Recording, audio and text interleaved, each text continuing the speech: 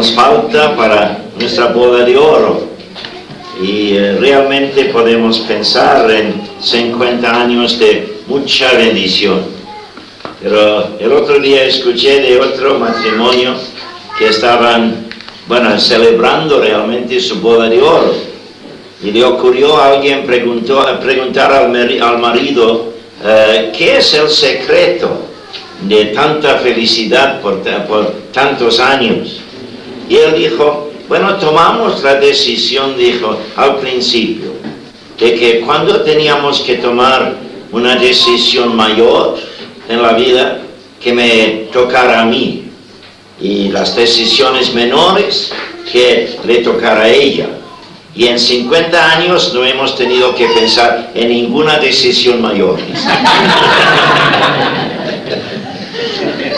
Bueno, nuestro secreto es otro, por supuesto, por tener al Señor Jesucristo también. Bueno, hermanos, hoy comenzamos una meditación en el penúltimo capítulo de Segunda de Timoteo. Ayer terminamos con el punto final del capítulo 2. No es que hayamos dicho todo lo que se podría decir, por supuesto. Hemos tocado solamente la superficie de estos pasajes, pero a lo menos hemos podido meditar en la palabra de Dios y ver que el Señor, a base de estos pasajes, tiene mucho que decirnos. Y ahora en el capítulo 3 tenemos que leer todo el primer párrafo porque es imposible dividirlo, porque el tema es los postreros días, y del 1 al 9 este es el tema. Así que vamos a leer todos los primeros 9 versículos del capítulo 3 de Segunda de Timoteo y ver lo que dice de los postreros días. Dice, también debes saber esto, que en los postreros días vendrán tiempos peligrosos, porque habrá hombres amadores de sí mismos, avaros, vanagloriosos, soberbios, blasfemos, desobedientes a los padres, ingratos, impíos, sin afecto natural, implacables, calumniadores, intemperantes, crueles, aborrecedores de lo bueno, traidores, impetuosos, infatuados, amadores de los deleites más que de Dios, que tendrán apariencia de piedad, pero negarán la eficacia de ella. A estos evita, porque de estos son los que se meten en las casas y llevan cautivas a las mujercillas cargadas de pecados, arrastradas por diversas concupiscencias. Estas también estas siempre están aprendiendo y nunca pueden llegar al conocimiento de la verdad. Y de la manera que Janes y Jambres resistieron a Moisés, así también estos resisten a la verdad.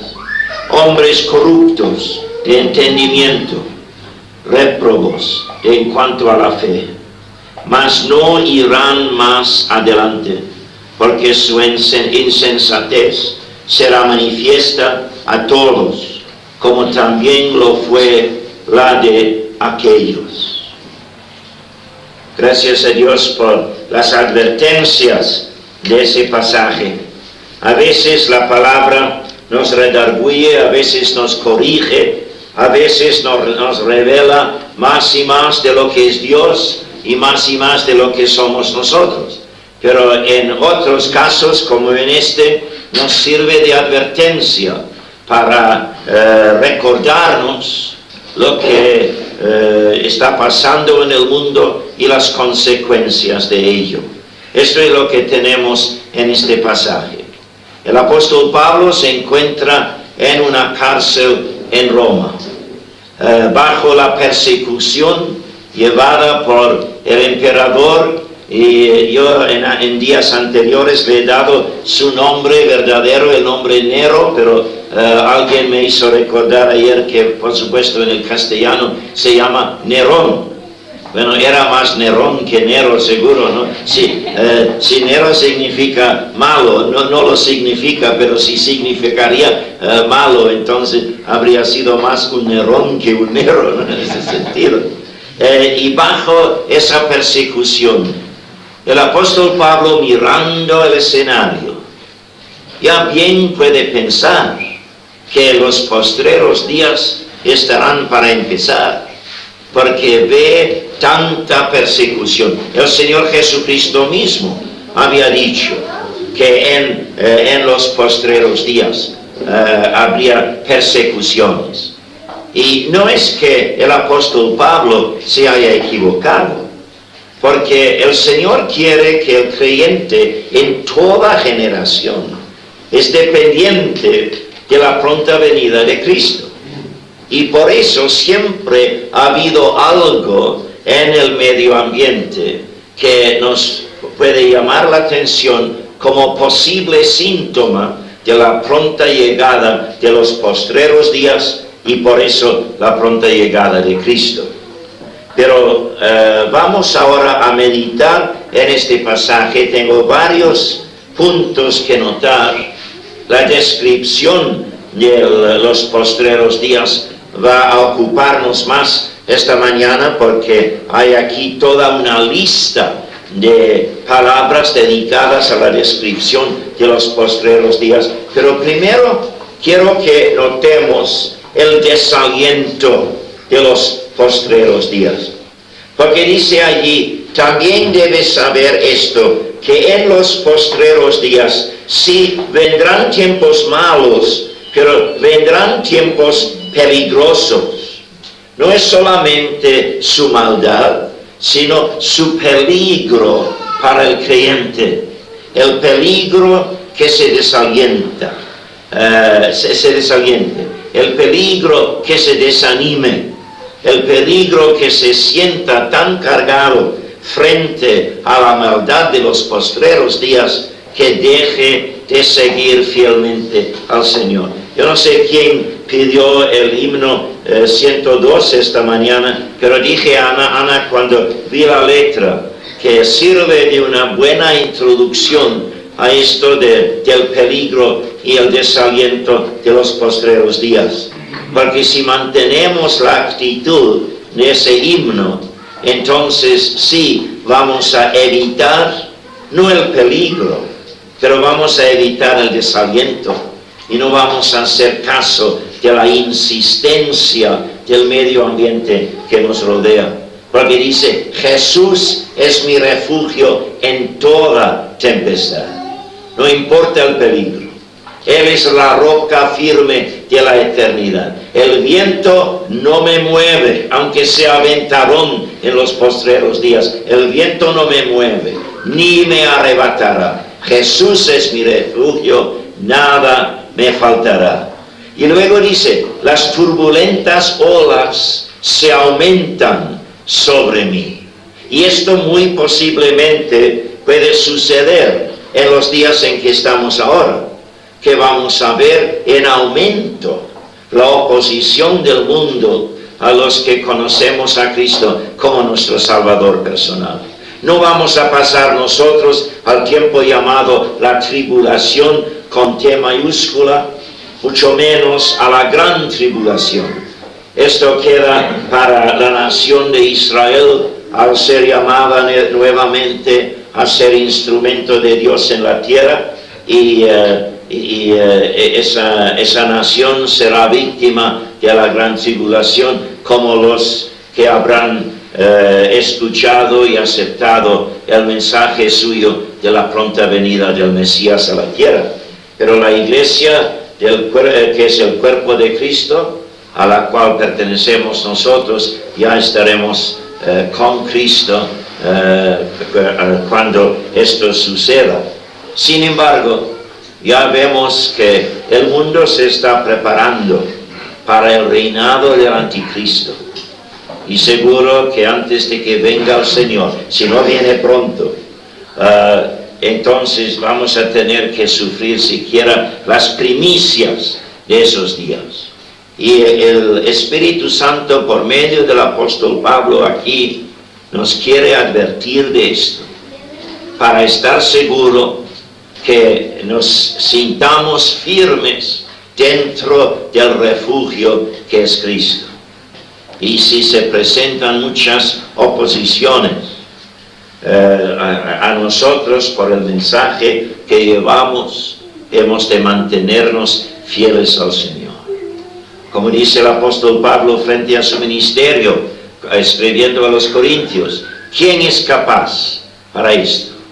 Y él lo contesta diciendo, nuestra capacidad es de Dios, dice.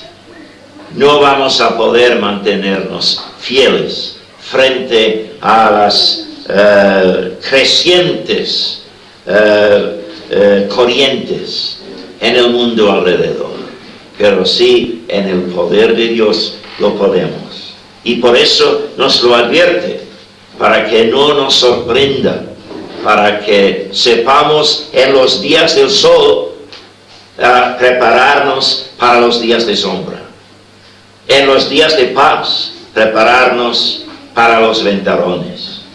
Y viene uno que otro viento contra nosotros en la vida normal, y al aprender a no ser llevados por los vientos del mundo, por fijarnos en el Señor, por establecernos en nuestra relación con Él, esto nos prepara para cualquier ventarrón que se presente.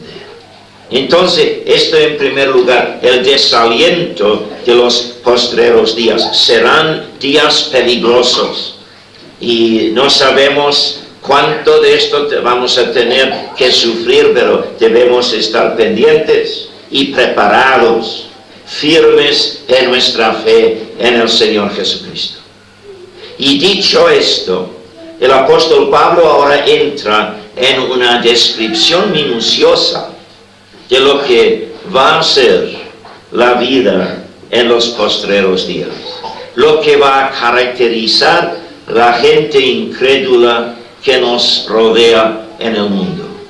Creo que no puedo menos que dar un pequeño comentario, a veces solo una frase de explicación sobre cada palabra aquí, para que sepamos en claro lo que significa. Porque dice, en primer lugar, habrá hombres amadores de sí mismos, amadores de sí mismos.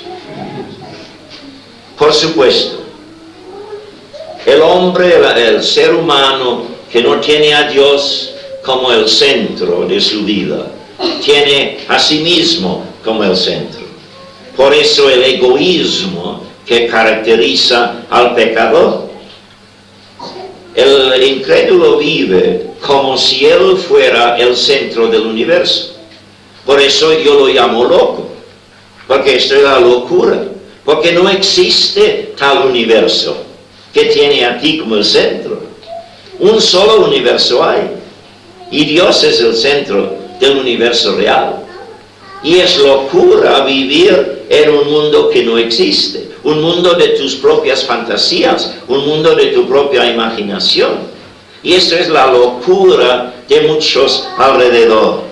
Y por ser egocentristas, amadores de sí mismos, entonces ahí nace toda su tendencia de despistarse en otros sentidos. Y por eso es la base, dice, habrá hombres amadores de sí mismos, avaros, dice, avaros. Literalmente encontramos el vocablo griego por amadores aún ahí, porque avaros significa literalmente en el idioma que el apóstol Pablo usa, significa amadores de plata, amadores de plata, vanagloriosos, dicen, es decir, de pretensiones vacías. La gloria que pretenden es una gloria vana, son pretensiones vacías, pero viven a veces con la mente llena de tales pretensiones y viven así en fantasías. Amadores de plata, vanagloriosos, soberbios, es decir, con la idea de creerse más que lo que son de verdad. Eso es lo que significa. Y si ponemos esos avaros, vanagloriosos y soberbios juntos, ya tenemos síntomas de la inseguridad,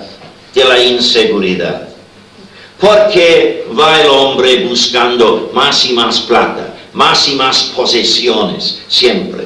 Es porque lleva una inseguridad tremenda por dentro y piensa que puede quitarse de esa inseguridad por ganar más y más posesiones. Por supuesto, no sucede. Por eso el multimillonario que tiene infinitamente más que lo que le hace falta, sin embargo, va buscando más y más todavía, porque la inseguridad que le puso en ese camino al principio le llena todavía. Y le cuesta darse cuenta de que con todas las posesiones que tiene, no puede hacer callar la voz de la inseguridad por dentro. Entonces, es así con la vanagloria. Los que llevan pretensiones y con una soberbia, pretendiendo ser superiores a todos los demás. Es una fachada que pone para esconder, para ocultar la inseguridad que llevan por dentro. El que se pone con un complejo de seguridad, ya los psicólogos nos lo enseñan, el que demuestra un complejo de superioridad no se siente superior realmente, está tratando de contrapesar el sentido de inferioridad que lleva por dentro. Así es el hombre, amador de sí mismo y amador de la plata, vanaglorioso y soberbio por la inseguridad que lleva por dentro, porque en ese universo falso, egocentrista, ya no hay seguridad. Y luego dice blasfemos. Esto significa uno que habla mal. No necesariamente, en el griego del apóstol Pablo, no necesariamente hablando mal de Dios, hablando mal de otros. En nuestro lenguaje ha llegado a limitarse a los que hablan mal de Dios. Pero creo que en este caso no se refiere a uno que blasfeme el nombre de Dios, sino cualquiera que habla mal de otros. Así es la inseguridad. Si yo me siento inseguro, trato de criticar a otros para que otros me vean a mí mejor que el otro. Es decir, hablar mal de otros es un síntoma también de la inseguridad. Desobedientes a los padres, sí, y a toda autoridad. Porque en el mundo del apóstol Pablo, la primera autoridad en la vida del ser humano fue la autoridad de los padres. Entonces él se refiere aquí al rechazo de toda autoridad. ¿Quién eres tú para imponer una autoridad sobre mí? Y esto es síntoma de rechazar la autoridad de Dios. Porque toda autoridad humana emana de la autoridad de Dios. Dios ha puesto al gobierno como autoridad para echar freno a la tendencia natural del pecador de vivir en desorden. Pero hoy en día los hay que aún rechazan la autoridad del gobierno, las debidas autoridades. ¿Por qué? Porque rechazan la autoridad de Dios. Desobedientes a los padres, rechazando toda autoridad. Ingratos, creyendo que todo el mundo les debe todo. Y por eso, ¿para qué agradecer a cualquiera por lo que me da? Es mi derecho, es mi derecho.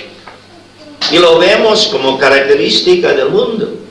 Y si nos dicen gracias por algo, a veces nos dan la impresión de que sea algo de labios afuera. Bueno, ellos tienen derecho. Así es el hombre pecador, en la tontería de su vida, sin Cristo, sin Dios, sin esperanza en el mundo. Ingratos, impíos, es decir, no quieren saber nada de Dios, nada. Porque por supuesto, al pensar en Dios, al ponerse ante Dios, tendrían que hacer caso de su condición, y no lo quieren, cierren los ojos.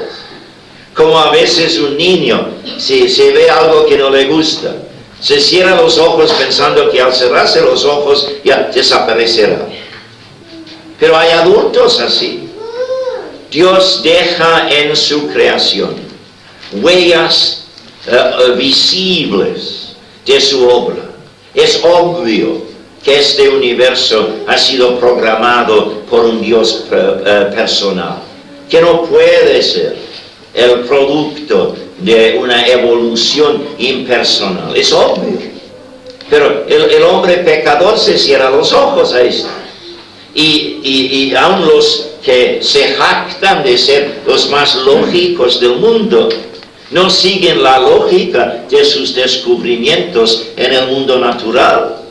Y dejan a un lado toda prueba de la existencia de una programación en la vida. A mí me gusta estudiar la vida de los pájaros, la ornitología, como se llama. Me ha sido un hobby por muchos años. Y sabes que el pájaro tiene un cerebro tan pequeño. Él no podría idear todo lo que hace. Bueno, no voy a entrar ahora en el detalle porque tengo mucho por delante aquí en este párrafo. Pero a veces hace nidos complicadísimos y no tiene el cerebro suficiente para idear tal nido. Sin embargo, Dios le ha programado para esto. Y lo hace no porque lo piensa, sino que sigue el programa que el Creador ha puesto dentro de él. Hay pruebas así en toda la creación. Pero el mundo es impío, se cierra los ojos a esto, pensando, bueno, si no pienso en Dios, entonces no habrá Dios. No habrá Dios. Ridículo, ridículo. Como un joven en un tren en Inglaterra me dijo una vez, cuando yo trataba de hablarle del Señor Jesucristo. Yo no creo en Dios, no creo que hay Dios, dice. Yo dije, bueno, esto no afecta nada a la existencia de Dios. Esto es tu problema, no el suyo. Y me miró sorprendido, porque nunca lo había pensado. Decir que no hay Dios, entonces no hay Dios. ¡Qué ridículo! Pero así es el impío. Y es característica del mundo que nos rodea. Entonces sigue diciendo, sin afecto natural, sin la posibilidad de entrar de veras en una relación personal. Por eso el mundo no sabe distinguir entre el amor y el sexo. Porque el hombre sin Dios no tiene la paz por dentro para poder entrar de lleno en una relación de amor. Porque el amor verdadero se basa en el principio de que más bienaventurado es dar que recibir. Y no podemos sin Dios vivir así. Yo tengo que entrar en todo momento de mi relación con mi esposa bajo ese principio, buscando lo que puedo contribuir a la vida de ella y no buscar algo para mí mismo. Entonces, por favor, los recursos humanos son finitos. Yo muy pronto llegaría a acabar mis recursos si viviera así dependiendo de mí. Pero ahora como creyente no soy fuente, soy canal. Y tengo una fuente inagotable en Dios. Y dependiendo de Él y viviendo de sus recursos, sí puedo entrar de lleno En una relación así, basada en que más bienaventurado es dar que recibir. Y mi mujer también. Y esto es lo que enriquece el matrimonio cristiano. Pero el mundo no puede vivir así. Por eso el mundo nos ha enseñado, en vez de decir el uno al otro, te amo, decimos te quiero. ¿Qué significa te quiero? Significa tú cumples alguna necesidad dentro de mí. Tú suples alguna necesidad dentro de mí. Y el mundo dice muchas veces, cuando dejas de suplirme esa necesidad, adiós a la relación. Pero nosotros somos llamados y capacitados en Dios a llevar relaciones enriquecidas, porque dependemos de toda una fuente inagotable de recursos personales. El mundo no puede y no tiene entonces la posibilidad de un afecto natural. Y por eso se meta muchas veces, y este no es el momento oportuno para hablar tanto de tales cosas, pero a veces el mundo se mete en perversiones aún, tratando de reemplazar la imposibilidad y la frustración que tienen por la imposibilidad de entrar de lleno en una relación como Dios lo ha ideado al crearnos. Entonces, sin afecto natural, implacables, literalmente, aunque en algunos contextos implacables sería una buena traducción, en realidad significa que sus promesas no son de confianza, que no podemos confiar en sus promesas. Por supuesto, una persona insegura cuya vida se caracteriza por unas fluctuaciones tremendas, no es de confianza. Y sabemos que es otro síntoma, otra característica. Implacables cuyas promesas no son de confianza. Calumniadores, dice, calumniadores. En el griego, esa palabra es diablos, diaboloi, en el griego. Y este es el significado de la palabra diablo. Calumniador es el acusador del diablo, del hombre, el acusador de los hermanos. ¿A quién te acusa mentirosamente el diablo? Primero a ti mismo. Primero a ti mismo. ¿Te has dado cuenta de esto? El diablo quiere convencerte de que por tu falta de mérito no tienes ningún derecho de vivir de la abundancia, de la bendición del Evangelio de Cristo. Y tontamente le hacemos caso. Y por eso vivimos siguiendo apenas al Señor, disfrutando de unas gotas de su bendición, cuando en realidad Él tiene todo un océano de bendición para nosotros. Y nosotros, al escuchar la voz del acusador, que no tenemos derecho, cuando en realidad sí lo tenemos en Cristo, porque todos los méritos de Cristo corren a nuestra cuenta. Entonces vivimos muchas veces de esa forma. No dice aquí que esta gente descrita aquí son literalmente diablos o demonios en ese sentido, aunque fácilmente pueden hacer la obra del diablo. Pero calumniadores, hablando mal nuevamente de otros. Creo que los blasfemos buscan razón por hablar mal de otros.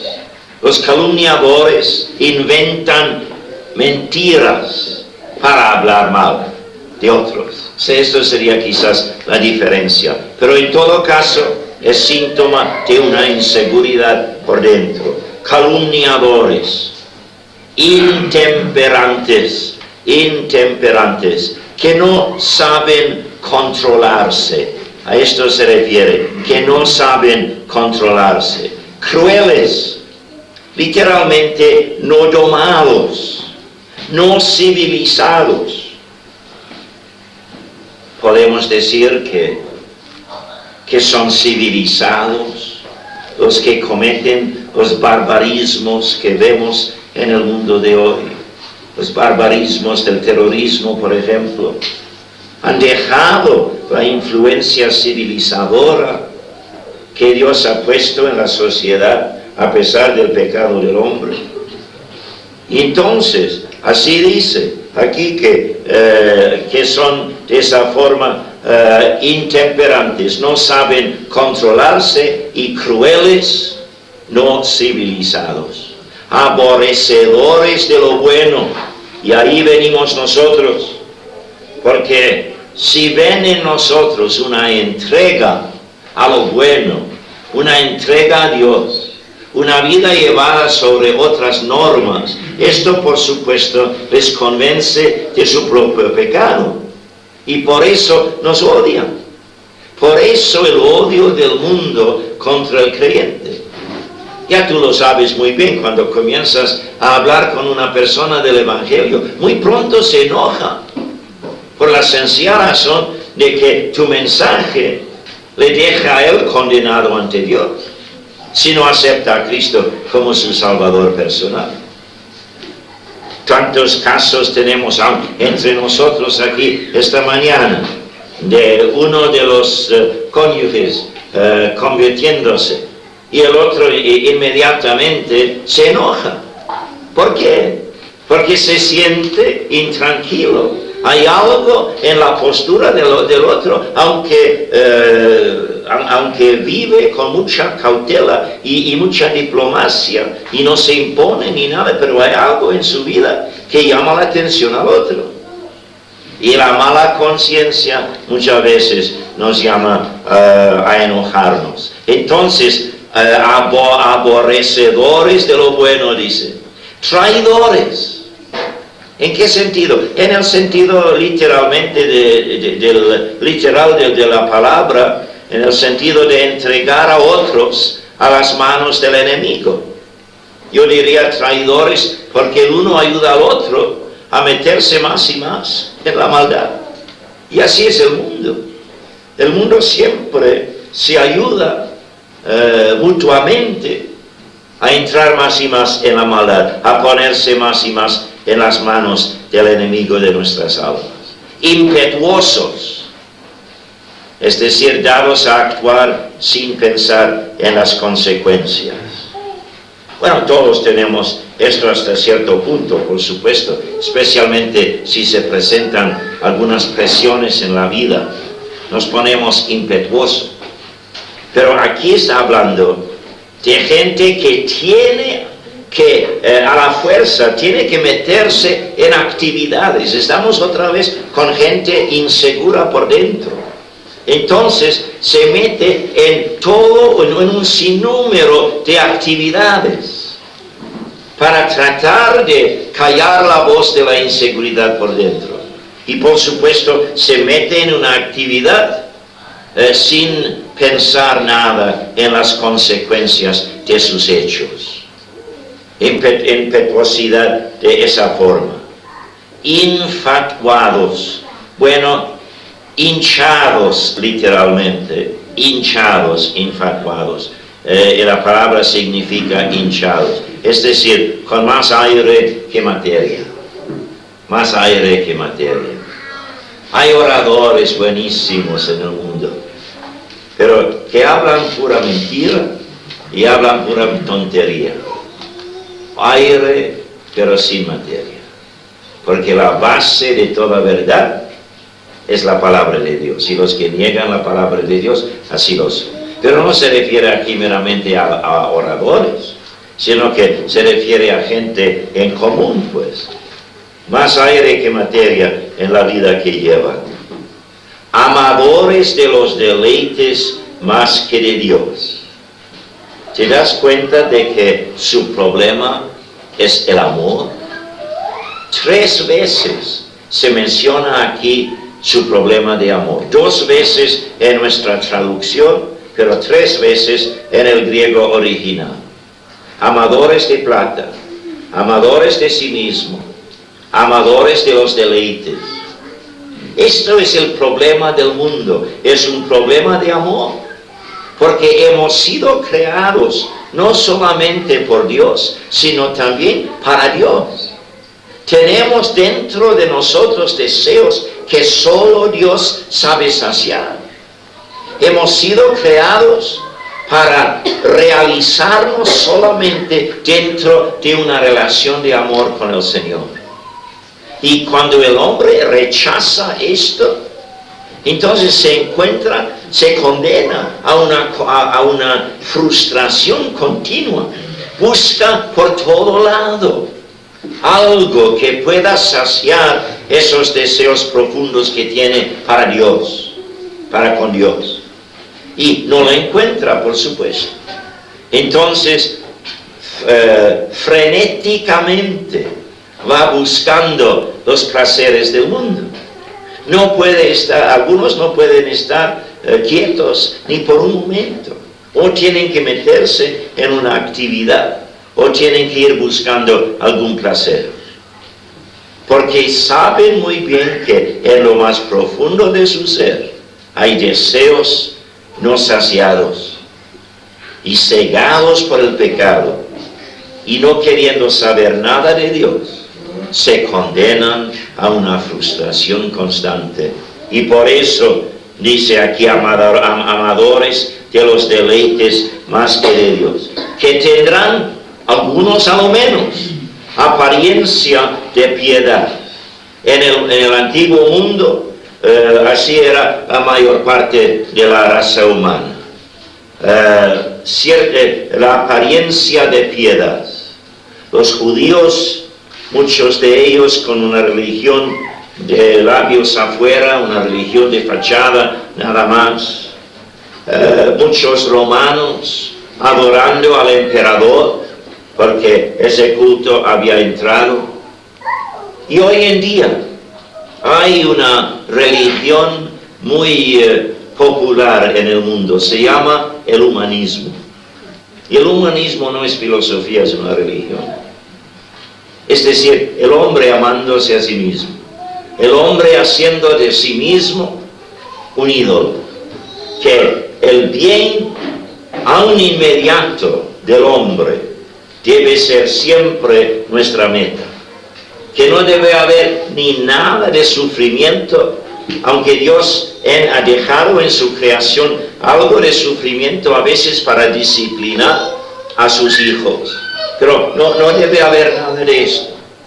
Y vemos ahora a las organizaciones grandes del mundo dedicadas al bien del hombre. Bueno, no lo critico, porque por supuesto es parte del ser humano tratar de aliviar los sufrimientos, etc. Pero la razón por esto, la base de esto, es donde se equivocan, porque en realidad ponen al hombre como ídolo, como si fuera, como he dicho antes, como si fuera el centro del universo. Y con esa apariencia de piedad, y si lo aplicamos al culto al hombre, lo tenemos que poner entre comillas, pero realmente hay muchos que se dedican el 100% a una visión humanista. Pero dice, negarán la eficacia de ella, por supuesto, porque solamente en una entrega al Dios verdadero, siguiendo el camino abierto por Cristo en la cruz del Calvario, encontramos la vida verdadera. Entonces, con razón, el apóstol Pablo dice aquí a Timoteo que debe huir de todo esto, que debe evitar esto. Así termina el versículo 5. Hemos de evitar las tendencias de esta gente. Literalmente salir de su compañía. Salir de su compañía. Si ellos insisten en que les sigamos, entonces no tenemos más remedio que seguir de su compañía. Pero esto va de mal en peor, dice este pasaje. Y por eso, el hecho de estar en el mundo, pero no del mundo, nos va a costar más y más. Porque tenemos que preguntarnos en serio, cada vez que pensemos salir de su compañía.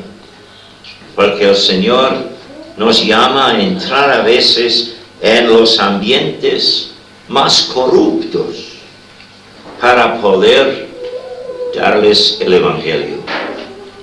Pero el apóstol Pablo dice así: cuando ves que te afecta demasiado esa corriente del mundo, tienes que aún salir de esos ambientes, porque estás ahí no para compartir del ambiente, estás ahí para tratar de ser la sal de la tierra y a lo menos hacer demorar estas tendencias. Entonces, los versículos 6 y 7 dice: de estos, es decir, de esa clase de gente, son los que se meten, y la palabra usada por el apóstol Pablo significa se meten disimuladamente, sin declararse, por supuesto, al principio. De estos son los que se meten en las casas y llevan cautivas a las mujercillas de ambos sexos en este caso, por supuesto. Mujercillas cargadas de pecados. Cualquiera que se sienta débil ante estas tendencias, arrastradas por diversas concupiscencias. Estas siempre están aprendiendo y nunca pueden llegar al conocimiento de la verdad. Bueno, no hace falta entrar en detalle en esos dos versículos, porque vemos la tendencia de esto. Esas corrientes en el mundo van difundiéndose disimuladamente a veces, aún por presentar unas religiones nuevas, como por ejemplo las religiones orientales hoy en día, el ocultismo, etc.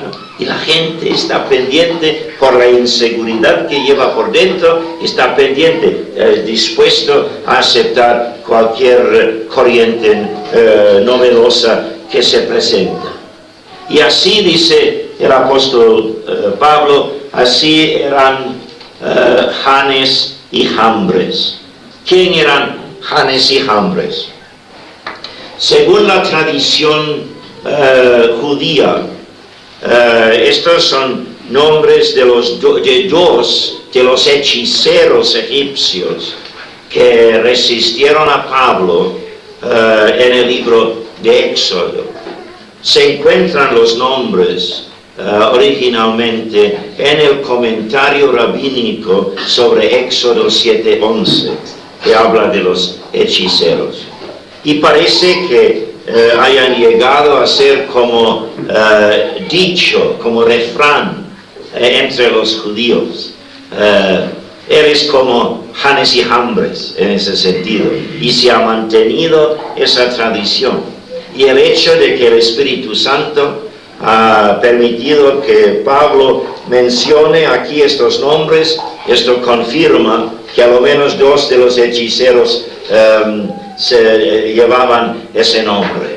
Pero a esto se refiere y dice, y de la manera que Janes y Jambres resistieron a Moisés, así también estos ya mencionados resisten a la verdad. Hombres corruptos de entendimiento, réprobos en cuanto a la fe. Esta es la descripción de los postreros días, según este pasaje. Y luego, después de hablar del desaliento de los postreros días y la descripción de los postreros días, tenemos el destino de los postreros días. El versículo 9. Mas no irán más adelante, porque su insensatez será manifiesta a todos, como también lo fue la de aquellos, es decir, de Janes y Jambres, como lo fue la insensatez de los hechiceros egipcios. Sí, los hechiceros egipcios, algunos sabían engañar a los egipcios por una prestidigitación o algo así, pero otros seguro en contacto directo con el diablo e inspirados por el enemigo de nuestras almas.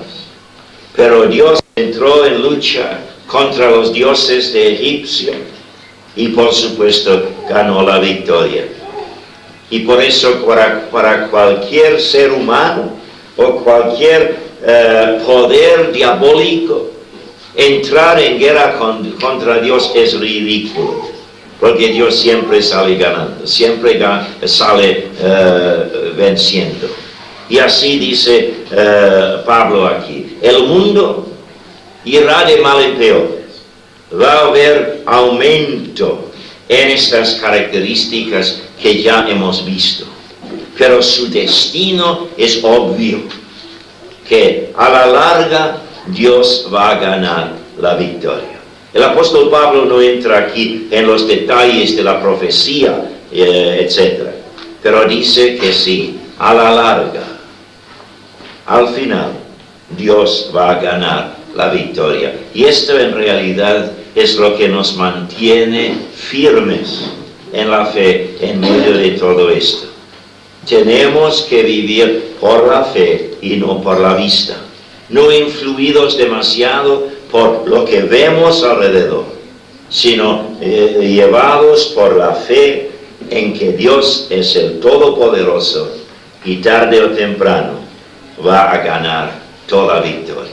Esto es el destino de los postreros días, es llegar a la derrota segura para todo rebelde contra Dios.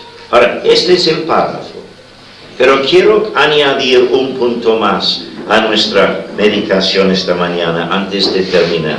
Hemos hablado del posible desaliento de los postreros días, la descripción de los postreros días, el destino de los postreros días, pero quiero terminar por hablar algo del desenfreno de los postreros días.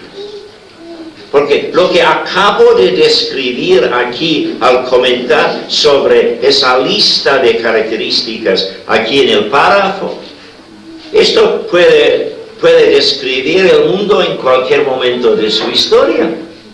En realidad, desde la caída de Adán en adelante.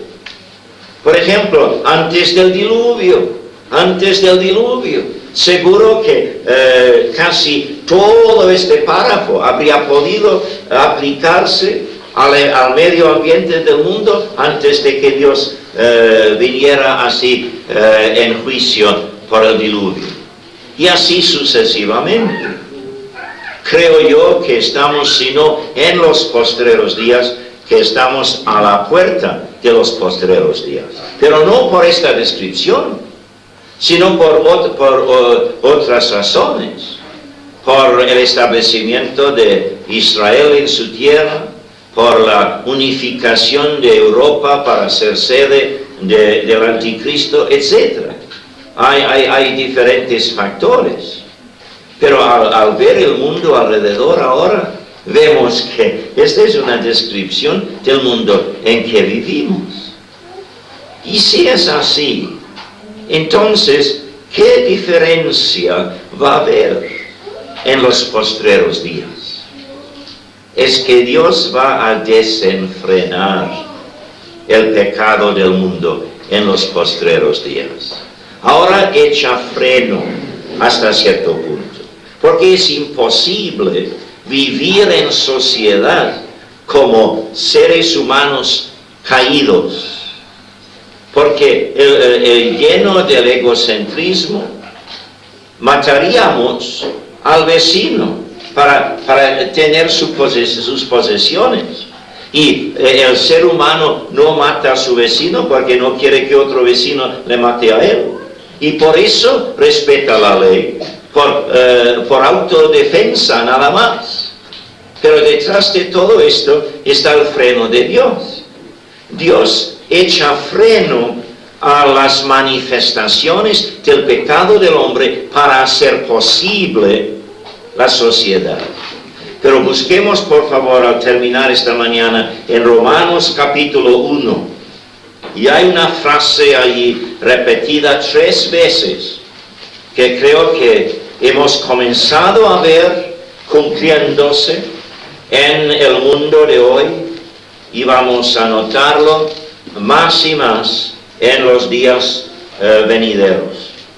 En primer lugar, en el versículo 24 de Romanos 1, por lo cual también Dios los entregó a la inmundicia en las concupiscencias de sus corazones, de modo que deshonraron entre sí sus propios cuerpos, ya que cambiaron la verdad de Dios por la mentira, honrando y dando culto a las criaturas antes que al Creador, el cual es bendito por los siglos. Dios los ha entregado a esto. Deja de echar tanto freno a esas tendencias humanas. En el 26, la misma frase, por esto Dios los entregó a pasiones vergonzosas, pues aún sus mujeres cambiaron el uso natural por el que es contra naturaleza. Y de igual modo también los hombres, dejando el uso natural de la mujer, se encendieron en su lascivia unos con otros, cometiendo hechos vergonzosos hombres con hombres y recibiendo en sí mismos la retribución debida a su extravío. Es una referencia bíblica al SIDA, por supuesto. Alguien me ha preguntado si el SIDA es un juicio especial de Dios. No lo es. Es la consecuencia natural de la desobediencia al orden puesto por Dios en su creación. Es algo inevitable. Pero antes existía siempre esa tendencia, pero en los postreros días Dios va a entregar a la raza humana más y más a esas tendencias. Dios les entregó, lo hizo en los años finales, los últimos años del Imperio Romano, y lo hará también más y más en los postreros días. Y la tercera referencia a esa misma frase, Dios los entregó, en el 28.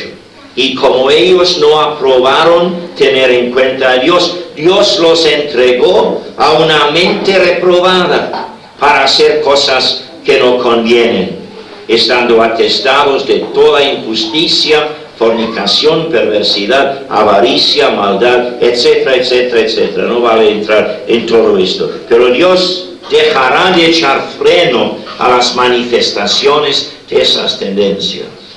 Y tenemos que preguntarnos, hermanos, especialmente los que llevamos ciertos años de vida aquí en la tierra. ¿Vemos ahora más libertad dada al pecado que en nuestra niñez y nuestra juventud?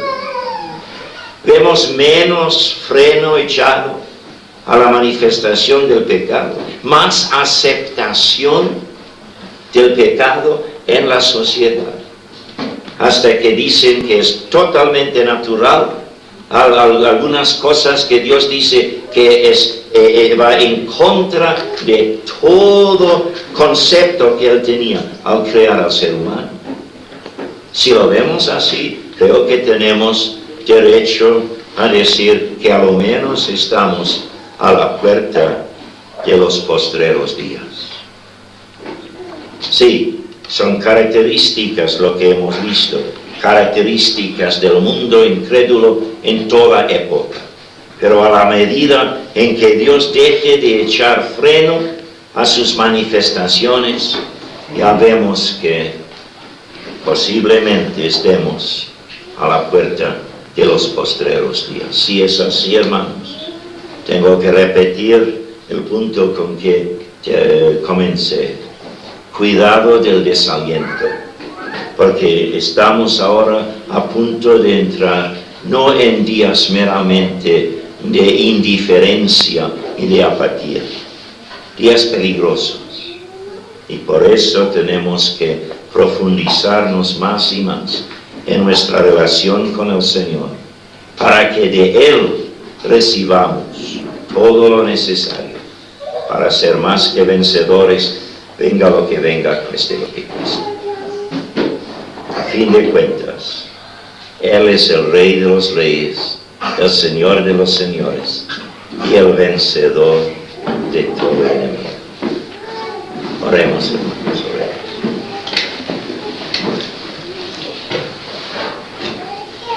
Nuestro Dios y Padre, ante tu trono nuevamente nos damos cuenta de que estamos ante el centro de este universo, de donde emana toda autoridad, de donde emana toda soberanía sobre toda la creación. Y a la medida en que nos acerquemos a ti y nos entreguemos a tu soberanía sobre nuestras vidas, nos vemos frente a la realidad de las cosas. Pero Padre, nos has dejado en esta tierra en medio de gente todavía cegada por el pecado, que cumplen en sus vidas las características que hemos visto en esta lista esta mañana. Y Padre, a veces vemos en ellos cosas que nos dejan con el deseo de huir de su presencia. Pero Padre, aunque tú aborreces el pecado, tú amas al pecador y quieres amar al pecador por medio de nosotros. Y venga lo que venga, en el aumento de la maldad en el mundo de los postreros días, aunque haya un desenfreno total, pero sabemos que no lo va a haber, porque tú vas a mantenerte en autoridad siempre sobre tu creación. Pero aunque hubiera así una libertad total entregada al pecado, nosotros quedaríamos siempre con esta responsabilidad de predicar el único mensaje de salvación. Sí, en público, en reuniones de los redimidos, pero también en nuestras relaciones personales con los que nos rodean. Padre, fuera de ti, el mundo tal como está ahora, sin pensar en que sea peor, en que esté peor. El mundo tal como está ahora nos llenaría de miedo si no dependiéramos de ti. Pero sabemos que no somos víctimas de ningún enemigo. No estamos en las manos de ningún poder ajeno. Estamos seguros en tus manos y llenos del Espíritu Santo de Dios, siguiendo el camino, la senda que tú nos has abierto para cumplir tus propósitos en nuestra vida. Somos más que vencedores y estamos seguros en tus manos. Llénanos, Padre, sí, de la realidad del mundo que nos rodea, que no nos dejemos engañar, pero llénanos más que nada de una visión de tu soberanía sobre todo, sabiendo que muy pronto nos vas a llamar a tu presencia.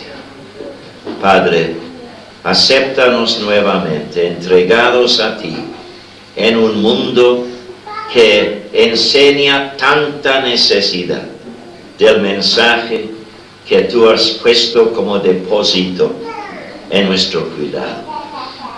Y Padre, todo esto te suplicamos en el nombre del vencedor del Calvario, el Señor Jesucristo mismo.